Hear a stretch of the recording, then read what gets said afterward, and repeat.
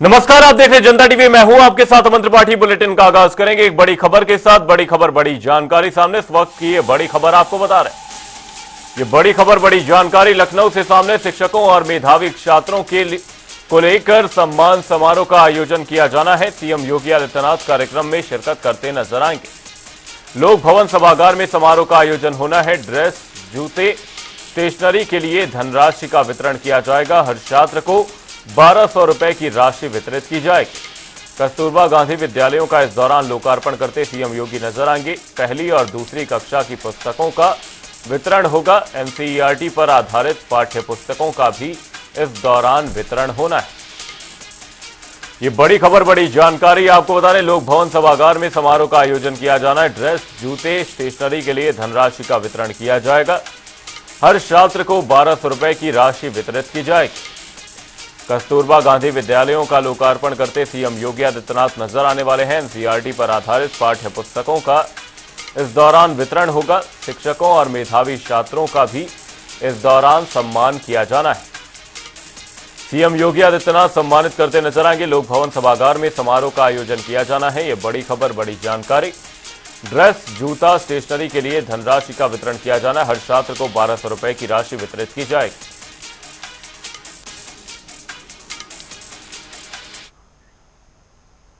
Bulletin में रुक करेंगे एक बड़ी खबर की और। बड़ी खबर, बड़ी जानकारी सामने इस वक्त की। ये बड़ी खबर आपको बता रहे हैं। भीतरघात करने वालों पर बीजेपी एक्शन ले रही है। आगामी विधानसभा चुनावों में बीजेपी की रणनीति क्या रहेगी, इसको लेकर चर्चाएं तेज हैं। 100 बीजेपी विधायकों का इस दौरान टिकट भी कट सकता है। लोकसभा चुनाव में हार की समीक्षा करती भारतीय जनता पार्टी नजर आ रही है। वहीं ये विधायक अपनी ही सीट से नहीं जिता पाए।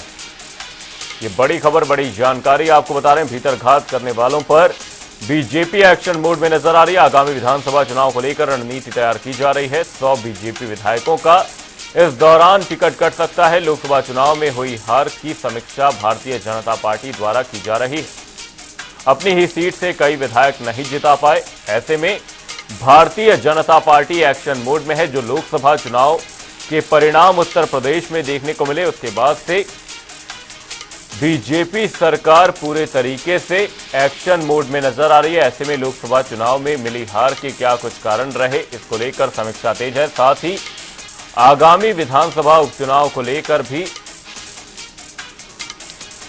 रणनीति बनाई जा रही। इसी खबर पर तमाम जानकारी के साथ हमारे सहयोगी तौकीर किदवई हमारे साथ जुड़े हुए हैं। तौकीर जी, आपसे जानना चाहेंगे, लोकसभा चुनावों में हुई हार के बाद जो समीक्षा की जा रही है, उसके बाद से अब जो खबर सामने है उसमें 100 विधायकों के पत्ते कटने की खबर सामने। जो आगामी विधानसभा चुनाव है उसमें 100 विधायकों का टिकट कट सकता है। क्या कुछ पूरी जानकारी है? भारतीय जनता पार्टी ने अभी 80 में 80 का नारा दिया था, लेकिन समाजवादी पार्टी ने बेहतर प्रदर्शन किया और करीब 32 सीटों पर ही भाजपा सिमट गई। उसके बाद से एक कमेटी का गठन किया गया था और पूरे उत्तर प्रदेश से समीक्षा रिपोर्ट मांगी गई थी कि आखिर हार के कारण क्या थे। सबसे बड़ी बात यह है कि जब उसमें रिपोर्ट सौंपी गई और खासकर सहयोगी दलों ने भी अपनी रिपोर्ट सौंपी है, उसमें साफ हुआ है कि उन जो विधायक हैं उनकी कमियां थी, जिसकी वजह से उसका खामियाजा भारतीय जनता पार्टी को भुगतना पड़ा। सबसे बड़ी बात यह है कि ये 100 विधायक ऐसे हैं जो अपनी विधानसभा नहीं बचा सके हैं। यानी कि लोकसभा चुनाव में विधानसभा वार जब समीक्षा की गई तो ये सभी ऐसे विधायक थे जो अपनी अपनी विधानसभा हार चुके हैं। कारण कुछ भी हो, लेकिन लोगों ने इनको नकार दिया। इसी वजह से ये रिपोर्ट तैयार हुई और केंद्र को जो केंद्र संगठन है उसको सौंपी गई थी। उसी में यह बात साफ हो सकी कि ये जो 100 विधायक हैं इनका प्रदर्शन काफी खराब रहा अपने अपनी विधानसभाओं में और भारतीय जनता पार्टी के सांसद चुनाव हार गए। फिलहाल आने वाले समय में काफी हद तक माना जा रहा है कि 100 विधायकों की इसलिए भी टिकट काटे जाने हैं क्योंकि लगातार इनको देखा गया कि ये विपक्षी पार्टियों के लिए भी प्रचार प्रसार कर रहे थे और उनके लिए भी माहौल बना रहे थे। इसी वजह से जो बड़ी संख्या में जो सांसद हैं वो चुनाव हार गए। इसके अलावा 2024 लोकसभा चुनाव में एक बात और साफ हो पाई थी कि जो सांसद हैं उसमें कहा गया था कि 45 करीब सांसद ऐसे होंगे 62 में जिनके टिकट कटेंगे। यानी कि पहले ही भारतीय जनता पार्टी ने यह प्रेशर जताया था कि जो मौजूदा सांसद उनके टिकट कटेंगे, लेकिन फिर भी जो प्रेशर पॉलिटिक्स थी उसको देखते हुए बहुत से सांसद ऐसे थे जो अपना टिकट दोबारा पाने में सफल हो गए थे, लेकिन उसका भी खामियाजा देखने को मिला था। तौर पर जो भी कॉन्टिन्यू जो विधायक और सांसद बन रहा है, लेकिन उसकी जो रिपोर्ट आ रही है वो भारतीय जनता पार्टी के लिए सही नहीं है। इसी वजह से माना जा रहा है कि 100 विधायक अपना टिकट नहीं बचा पाएंगे और आने वाली जो विधानसभा चुनाव है उसकी तैयारी में जो भाजपा अभी तो जुट गई है। ऐसे में समीक्षा रिपोर्ट काफी मायने रखती है और केंद्रीय नेतृत्व ने तय किया है कि सभी विधायकों के टिकट काटे जाएंगे। ऐसे में तौकीर जी, आपसे यह भी जानना चाहूंगा कि जो अभी उपचुनाव होने हैं विधानसभा के, उसमें भी कितना अहम रहेगा भारतीय जनता पार्टी की रणनीति, कितनी अहम रहेगी, क्योंकि यहां से भी एक तरीके से प्रतिबिंब मिलेगा विधानसभा चुनाव जो कि 2027 में होने। अब देखिए, सबसे बड़ी बात है कि जो ये चुनाव था लोकसभा का, उसमें जातीय समीकरण बहुत मायने रखा था। और क्योंकि जिस तरह से कांग्रेस हो चाहे समाजवादी पार्टी हो, उसके नेता लगातार संविधान बचाओ आरक्षण बचाओ के नारे दे रहे थे। यही वजह है कि लोगों के बीच ये एक माहौल बना कि संविधान बचाना है, इसलिए कांग्रेस को वोट करना है, समाजवादी पार्टी को वोट करना है, और इसका खामियाजा भारतीय जनता पार्टी को भी भुगतना पड़ा था। तो जाहिर तौर पर जो जातीय समीकरण होगा सबसे ज्यादा मायने रखेगा। आने वाले चुनाव में किस तरह से जो टिकट का बंटवारा है उपचुनाव में, उसमें जात के आधार पर किसको कौन मजबूत है, किसकी पकड़ अपनी जात के आधार उस पर जातीय समीकरण के हिसाब से मजबूत है, तो कई मायने रखेंगे इस बार चुनाव में। लेकिन ये भी माना जा रहा है कि 10 सीटों पर चुनाव है। जाहिर तौर पर भारतीय जनता पार्टी का पूरा अमला इस चुनाव में नजर आएगा, कैंपेनिंग में नजर आएगा, और कहीं ना कहीं जो साथ है वो समाजवादी पार्टी की भी जुड़ी हुई है, क्योंकि इसमें ज्यादातर जो विधायक हैं वो सांसद जो बने हैं उसमें वो समाजवादी पार्टी के ही है, यानी कि 7 करीब ऐसे सीटें हैं जहां पर समाजवादी पार्टी का भी मौजूदा विधायक था। तो दोनों के लिए चुनौतीपूर्ण होगा। लेकिन ये चुनाव जाहिर तौर पर लोकसभा के बाद अब विधानसभा की जो 2027 का है उसके लिए एक रिहर्सल के तौर पर जरूर देखा जा रहा है। बिल्कुल, भीतर घात करने वालों पर बीजेपी एक्शन लेती नजर आ रही है। बहुत बहुत धन्यवाद तौकीर किदवई जी तमाम जानकारी के लिए। आगामी विधानसभा चुनाव को लेकर भारतीय जनता पार्टी रणनीति तैयार करती नजर आ रही है। बुलेटिन में रुक करेंगे अगली बड़ी खबर की ओर। बड़ी खबर, बड़ी जानकारी सामने इस वक्त की है। बड़ी खबर आपको बता दें, बीजेपी कार्य समिति की बैठक होती नजर आएगी। बड़ी खबर, बड़ी जानकारी, 14 जुलाई को बीजेपी कार्य समिति की बैठक होगी। राष्ट्रीय अध्यक्ष जेपी नड्डा इस बैठक में शामिल होते नजर आएंगे। लोकसभा चुनाव के बाद कार्य समिति की यह बैठक होती नजर आएगी। बड़ी खबर, बड़ी जानकारी, उपचुनाव को लेकर भी इस बैठक में चर्चा होनी। 10 विधानसभा सीटों पर उपचुनाव होने हैं। ये बड़ी खबर, बड़ी जानकारी, बीजेपी कार्य समिति की बैठक होती नजर आएगी। ये बड़ी खबर, बड़ी जानकारी, 14 जुलाई को कार्य समिति की यह बैठक होनी। राष्ट्रीय अध्यक्ष जेपी नड्डा भी इस बैठक में शामिल होते नजर आएंगे। लोकसभा चुनाव के बाद कार्य समिति की यह बैठक देखी जाएगी। वहीं इस दौरान उपचुनाव पर भी चर्चा होनी संभव है। 10 विधानसभा सीटों पर उपचुनाव होने हैं।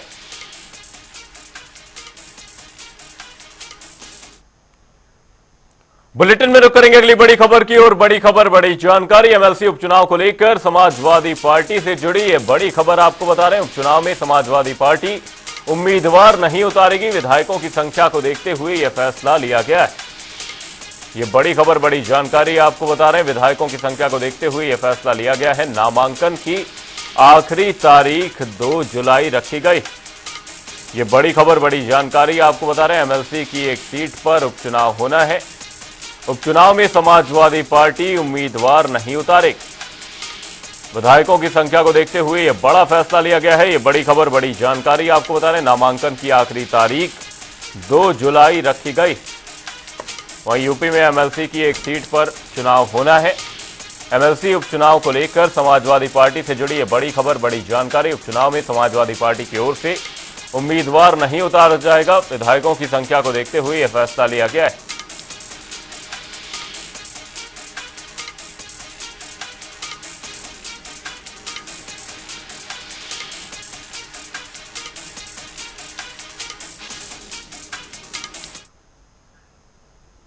सीएम योगी शिक्षक और मेधावी छात्रों के सम्मान समारोह में शिरकत करते नजर आ रहे हैं।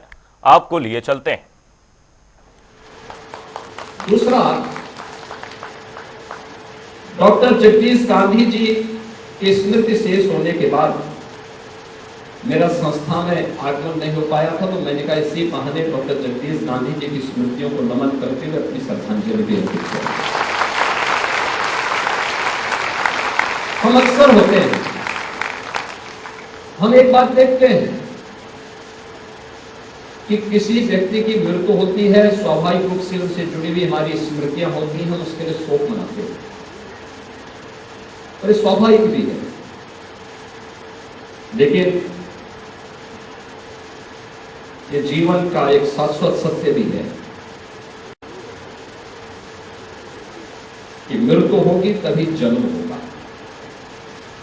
और डॉक्टर जगदीश गांधी जैसे लोग मरते नहीं हैं, अपनी यश काया से वे अमर हैं। उन्होंने सीएमएस के रूप में एक ऐसा वट वृक्ष प्रदेश की राजधानी लखनऊ में स्थापित किया है जो निरंतर शिक्षा के क्षेत्र में उनकी यशोगान को एक लंबे कालखंड तक इन संस्थाओं से निकले हुए छात्र छात्राओं के माध्यम से देश और दुनिया तक पहुंचाता रहेगा। और इसीलिए इन बातों को बहुत ज्यादा महत्व देते हुए हमें अपने उन संस्थापकों के प्रति सम्मान का भाव रखना ये महत्वपूर्ण है। और इसलिए डॉक्टर जगदीश गांधी जी के प्रति अपनी एक विनम्र श्रद्धांजलि अर्पित करने के लिए मैं आज यहाँ पर आपके बीच में उपस्थित हुआ हूँ। आज जब यहाँ पर प्रधानाचार्य और शिक्षकों के सम्मान का एक कार्यक्रम सीएमएस अपना कर रही है तो स्वाभाविक रूप से बहुत सारी बातें होंगी, आपके अपने अनुभव होंगे। हम लोग भी देखते हैं कोई ऐसा व्यक्ति देश या दुनिया का नहीं होगा जिसे शिक्षा जगत से जुड़ी हुई समस्याएं या उनके बारे में जानने का अवसर न प्राप्त हुआ हो। समाधान क्या है? और मुझे लगता है जब मैं उनके समाधान की बात करता हूं तो समाधान आप सब हैं। उस समाधान के लिए अपने आप को तैयार करना। जीवन में सफलता भाग्यवश नहीं प्राप्त होती, ईश्वरीय कृपा मात्र नहीं होती है, यह व्यक्ति के परिश्रम पर निर्भर करता है। जीवन में कठिन परिश्रम करना। और मेरा मानना है कि जो व्यक्ति जितना अधिक परिश्रम करेगा उसके परिणाम उतना ही सुखद भी होंगे और उतना ही उन परिणामों से वह व्यक्ति अपने आप को अंतःकरण से खुशहाल रख पाएगा। अंतःकरण की खुशहाली उसी से उसे प्राप्त हो सकती है। हम सबको उस दिशा में आगे बढ़ना। आज की आवश्यकता क्या है? एक छात्र को कैसे आप एक उबाऊ कक्षा से उभार करके एक मनोरंजन क्लास की ओर कैसे ले जा सकते हैं? नए नए तरीके अपनाना। एक शिक्षक केवल अपने जो उनका क्लास का समय है या स्कूल का समय है उसी समय शिक्षक नहीं है। जब आपने एक शिक्षक के रूप में अपने जीवन को उस फील्ड में आगे बढ़ाया है तो आप जीवन भर के लिए शिक्षक बन चुके हैं। अब आपको उसमें नए नए अनुसंधान करने हैं, नए तरीके अपनाने हैं, अपने उस लेसन को लोगों के लिए, बच्चों के लिए इस अनुरूप बनाना है। बुलेटिन में रुक करेंगे बड़ी खबर की और बड़ी खबर बड़ी जानकारी लखनऊ से सामने। लखनऊ से इस वक्त की ये बड़ी खबर आपको बता रहे हैं। सुबह सुबह विधायक बेदीराम पर गाज गिरी है। विधायक बेदीराम की गिरफ्तारी से जुड़ी ये बड़ी खबर आपको बता रहे हैं। एसटीएफ टीम ने बेदीराम को गिरफ्तार कर लिया है। पेपर लीक कांड में शामिल होने के बेदीराम पर आरोप हैं। ये बड़ी खबर बड़ी जानकारी आपको बता रहे हैं। यूपी में सुबह सपा एमएलए बेदीराम पर गाज गिरी। विधायक बेदीराम की गिरफ्तारी से जुड़ी ये बड़ी खबर बड़ी जानकारी आपको बता रहे हैं। एसटीएफ टीम ने बेदीराम को गिरफ्तार किया है।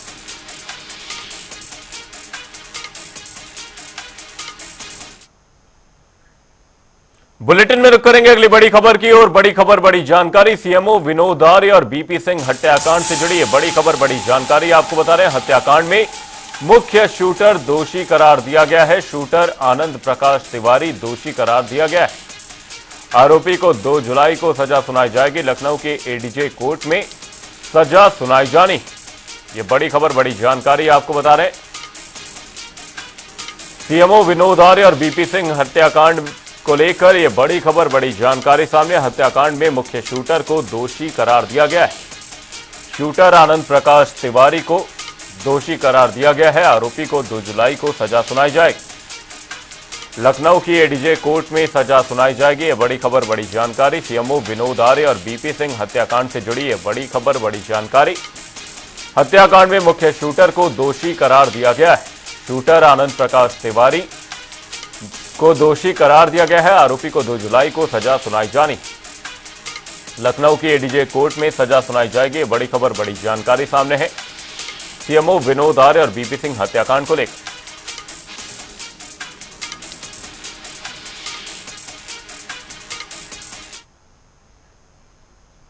अनुप्रिया पटेल ने हाल ही में सीएम योगी को चिट्ठी लिखते हुए रिजर्वेशन वाले मुद्दे को उठाया था। उनका कहना था कि नौकरियों में पिछड़े वर्ग और दलितों की अनदेखी हो रही है, जिस पर अब सपा प्रवक्ता फखरुल हसन चांद का भी बयान सामने आया है। क्या कुछ कहा उन्होंने, आपको सुनवाते हैं। देखिए, समाजवादी पार्टी ने पीडीए का नारा दिया और पिछड़े दलित अल्पसंख्यकों ने अपने आरक्षण के लिए, अपने हक के लिए समाजवादी पार्टी इंडिया गठबंधन को वोट दिया। समाजवादी पार्टी लगातार पिछड़े दलित अल्पसंख्यकों को आरक्षण का जो लाभ वो भारतीय जनता पार्टी की सरकार में नौकरियों में मिलना चाहिए, उसके लिए लगातार लड़ रहे हैं। पिछड़ा वर्ग आयोग ने भी उस नाइंसाफी के लिए पत्र लिखा। भारतीय जनता पार्टी की सरकार में लगातार पिछड़े दलित अल्पसंख्यकों को आरक्षण का लाभ जो मिलना चाहिए था, नहीं मिला। तब अनुप्रिया पटेल जी, उनका दल भारतीय जनता पार्टी के समर्थन में खड़ा हुआ था। आज अनुप्रिया पटेल जी वो माननीय मुख्यमंत्री जी को पत्र लिख रही है कि पिछड़ों के और दलित और अल्पसंख्यकों को उनके आरक्षण का लाभ मिलना चाहिए, हक मिलना चाहिए। जनता, भारतीय जनता पार्टी, उनके सहयोगियों का चाल चरित्र चेहरा वो देख रही है। बुलेटिन में रुक करेंगे अगली बड़ी खबर की और बड़ी खबर, बड़ी जानकारी सामने। इस वक्त की ये बड़ी खबर आपको बता दें, लखनऊ से ये बड़ी खबर, बड़ी जानकारी। प्रदेश भर में बारिश का रेड अलर्ट जारी कर दिया गया है। 19 जिलों में भारी बारिश का अनुमान जताया गया है। बारिश का अनुमान 19 जिलों में जताया गया है। बीती रात 46 शहरों में बारिश हुई है। सबसे ज्यादा नोएडा में बारिश दर्ज की गई। नोएडा में 78 mm बरसात हुई है। 60% क्षेत्र में मानसून का आगाज हो चुका है। ये बड़ी खबर, बड़ी जानकारी आपको बता रहे हैं। उत्तर प्रदेश के भी अधिकतर हिस्सों में मानसून ने दस्तक दे दी है। 60% क्षेत्र में मानसून का आगाज हो गया है। ऐसे में सबसे ज्यादा नोएडा में बीती रात बारिश दर्ज की गई। नोएडा में 78 mm बरसात हुई। ये बड़ी खबर, बड़ी जानकारी मौसम के लिहाज से आपको बता रहे हैं। प्रदेश भर में बारिश का रेड अलर्ट जारी कर दिया गया है। 19 जिलों में भारी बारिश का अनुमान जताया गया है। बड़ी खबर, बड़ी जानकारी। बीती रात 46 शहरों में बारिश हुई। सबसे ज्यादा नोएडा में बारिश दर्ज की गई है। नोएडा में 78 mm बरसात हुई है। बड़ी खबर, बड़ी जानकारी। 60% क्षेत्र में मानसून पहुंच चुका है। इसी खबर पर तमाम जानकारी के साथ हमारे सहयोगी टीएन मिश्रा जी हमारे साथ जुड़े हुए। टीएन मिश्रा जी, आपसे जानना चाहेंगे, प्रदेश में मानसून लगभग दस्तक दे चुका है। 60% क्षेत्र में मानसून पहुंच चुका है और जिस तरह से बरसात देखी गई, अब रेड अलर्ट जारी किया गया है। क्या कुछ है पूरी जानकारी? देखिए अमन, लगातार जो है बारिश जो है कल रात से लखनऊ में शुरू हुई और यूपी के जो है अगर 60% इलाके में आपने बताया मेरा बारिश हो रही है। तो इस बारिश से क्या है, एक तो जगह जगह जलभराव हो गया है। आम जीवन जो गर्मी से राहत मिली है, लेकिन सबसे बड़ी समस्या गर्मी के बाद राहत से हुई, जलभराव समस्या शुरू हो गई। लोगों का घर से निकलना दुर्भर। लखनऊ का चौक इलाका है, वहाँ तो रात में जो पानी भरा था, लोगों को अपने घर से निकलना मुश्किल हो गया। आधी रात बाद भी कई इलाकों में बिजली गायब हो गई। फिर बिजली करीब 3-4 बजे आई है। पूरी रात लोग जगह करते रहे, तो थोड़ी राहत मौसम की मिली है।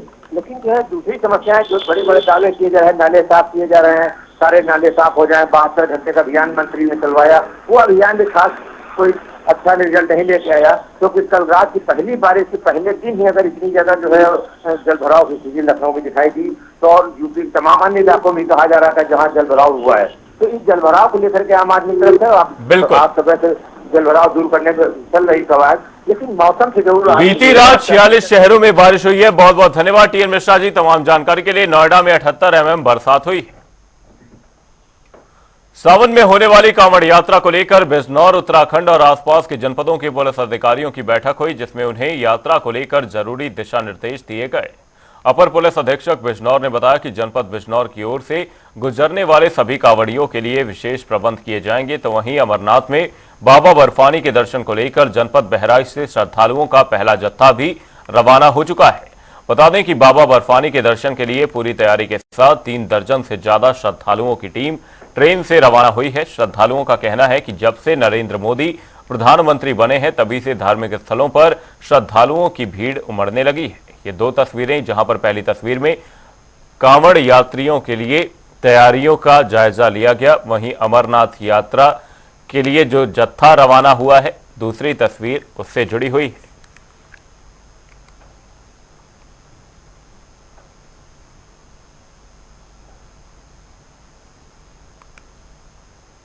इस बार RFID के माध्यम से बाबा के दर्शन होंगे और बाबा का दर्शन करने के बाद हम लोग मिलिट्री की ही निगरानी जम्मू वापस आते हैं। जम्मू वापस आने के बाद माता वैष्णो देवी के दर्शन करते हैं और फिर उसके बाद घर की वापस। हम लोग लगभग 6 सालों से हम जत्थे से जा रहे हैं और बड़ा हर्षोल्लास का विषय रहता है जब बाबा अमरनाथ बर्फानी की यात्रा चालू होती है, परमिट बनवाते हैं। उसके बाद आज सुबह ही बहराइच से निकले हैं और हमारी 3 बजे की ट्रेन है। 15 सालों से जा रहे हैं बाबा अमरनाथ के यात्रों पे। हर साल कोई ना कोई लोग नए जाते हैं, वहाँ पे सबका उत्साह और बड़ा बढ़ता है। बुलेटिन में रुक करेंगे 2 मिनट में 10 बड़ी खबरों की ओर। मिर्जापुर में मोबाइल चोर को पेड़ से बांधकर पिटाई, वीडियो हुआ वायरल, मामले की जांच में जुटी पुलिस। मिर्जापुर के विंध्याचल में निकली हिंडोला माता की चौकी, श्रद्धालुओं ने माता के किए दर्शन, लिया आशीर्वाद। बहराइच में दुष्कर्म पीड़ित नाबालिग को डीएम ऑफिस लेकर पहुंचे परिजन, आरोपी युवक की गिरफ्तारी को लेकर दिया शिकायती पत्र, डीएम ने थानाध्यक्ष को दिए जांच के आदेश। देवरिया के गौतमा गांव में चली गोली, पुलिस ने हिरासत में लिए 2 लोग, एक घायल को अस्पताल में कराया भर्ती। फिरोजाबाद में गर्भवती महिला और परिजनों से हुई मारपीट, महिला के पति पर लगा पत्नी सास ससुर को पीटने का आरोप, मामला दर्ज कर जांच में जुटी पुलिस। सहारनपुर में मामूली विवाद को लेकर 2 पक्षों में हुई फायरिंग, विवाद के दौरान फायरिंग के चलते एक युवक घायल, पुलिस ने घायल को अस्पताल में कराया भर्ती। पहले दिन किया बच्चों का स्वागत, विद्यालय में किया वृक्षारोपण, इस दौरान बच्चों को पढ़ाई के लिए किया प्रेरित। फर्रुखाबाद में शराब को लेकर हुआ विवाद, शराब के रेट को लेकर हुआ विवाद, सेल्समैन ने युवक से की मारपीट। श्रावस्ती में सिविलियन अस्पताल का डीएम ने किया औचक निरीक्षण, छात्र छात्राओं से किया संवाद, छात्रों को किया प्रोत्साहन। गोंडा में घूसखोरी के आरोप में चौकी इंचार्ज और 2 सिपाही किए गए लाइन हाजिर, पैसा मांगने का वीडियो सोशल मीडिया पर हुआ वायरल, पुलिस अधीक्षक ने मामले का लिया संज्ञान। इस बुलेटिन में फिलहाल के लिए सिर्फ इतना ही। कहीं जाएगा नहीं, जनता डी पर खबरों का सिलसिला रहेगा जारी, तब तक के लिए नमस्कार।